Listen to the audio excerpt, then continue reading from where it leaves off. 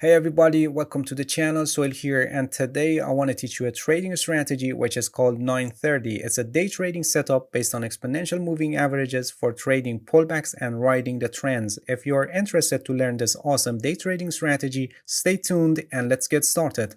Unlike other moving average strategies that are usually based on crossovers to generate reversal trading signals, 930 is a trading strategy for trading pullbacks and entering in the current direction of the market. As you all know the saying, trend is your friend. So by generating trading signals for riding on the trends, this trading strategy provides you high probability trades with minimum amount of risk. In this trading strategy, we use two exponential moving averages with length of 9 and 30. Here, the 9 EMA is our short-term moving average and the 30 EMA is actually our long-term moving average, and in this strategy we're going to take advantage of the area between the two moving averages. This is a day trading strategy and time frames like 5 minutes, 15 minutes and 1 hour are suitable for this trading strategy. As I just explained, this is a kind of trend following strategy and we want to enter in the pullbacks, so please pay attention that we don't use this strategy in flat markets and we use this strategy only when the market is trending. So the first step is to find out if the market is trending or not. You can identify trends by the help of price action analysis. For example, if the market is making higher highs and higher lows, we can say the market is in an uptrend, or if it's making lower lows and lower highs, we can say the market is in a downtrend. I have a complete guide on this. I also put the link in the description of this video and I recommend you to watch it later if you don't know how to correctly identify trends and draw trend lines. We can also discover the direction of the market by the help of these two moving averages. When the 9 EMA is above 30 EMA, the price is advancing and it's in a bullish trend, and when the 9 EMA is below the 30 EMA, the price is declining and it's in a bearish trend. You can also evaluate the strength of the trend by the help of the area between the two moving averages and the angle of the moving averages. The bigger the area between the moving averages and the steeper the angle of them, the stronger is the trend, and on the other hand, the smaller the area and the flatter the moving averages, the weaker the trend. Also, it's a good idea to analyze multiple time frames and have a look at the longer time frames to find out what are the overall trend and major support and resistance levels, so you can be sure that the trade entry you're taking on the shorter time frame is in the direction of the major trend on the longer time frame.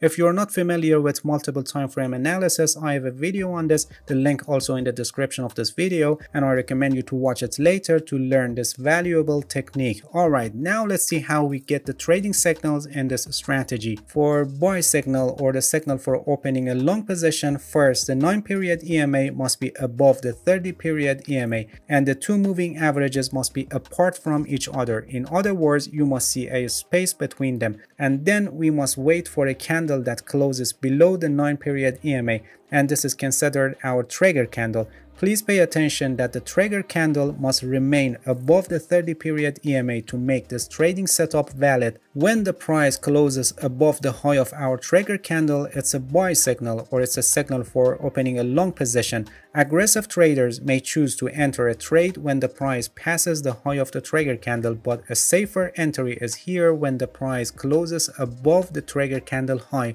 Please pay attention that the closing candle must show buying pressure. In other words, the closing price of the candle must be close to the high of the candle. For example, at this point here, the price closed below the EMA 9 and we didn't have any close above its high until here, which is not a significant close above our trigger candle high, and they are actually dojis and show indecision. And you can see that here again the price went down below the EMA 9, and here we got a significant close above our trigger candle high. And for placing stop loss, we can use the trigger candle. For this trade, we can set the stop loss below the low of the trigger candle or the low of the breaking candle, or any candle in between if it's lower than the trigger candle low, like here in this case that the between candles have lower low than the trigger candle, so we can set the stop loss here below this low. If you think it's very close to your trade entry and you don't want it to be so tight, or you're trading in a high volatility market like crypto, or you're trading in very short time frame which is very noisy,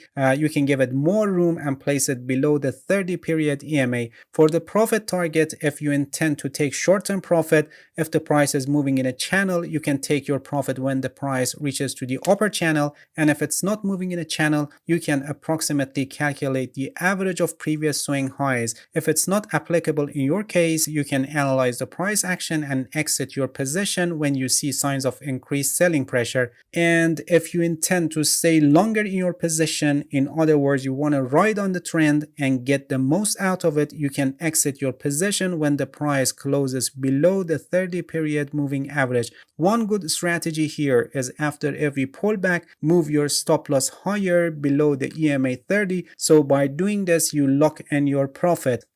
And for sell signal, or the signal for opening a short position, the 9 EMA must be below the 30 EMA, and the two moving averages must be apart from each other. In other words, we must see a space between them, and then we must wait for a candle that is closed above the 9 period EMA and is considered our trigger candle for the sell setup. When the price closes below the low of the trigger candle, it's a sell signal, or it's a signal for opening a short position. Aggressive traders may decide to enter a trade when the price passes the low of the trigger candle, but this has higher risk, and a less risky entry is here when the price closes below the low of the trigger candle. Please pay attention that the trigger candle, this candle that closed above 9 period EMA, must remain below the 30 period EMA to make this trading setup valid. The stop loss for this trade can be placed above the trigger candle high, or the high of the breaking candle, or any candle in between if it's higher than the trigger candle high, or you can set it above the 30 period EMA if you want to give it more room.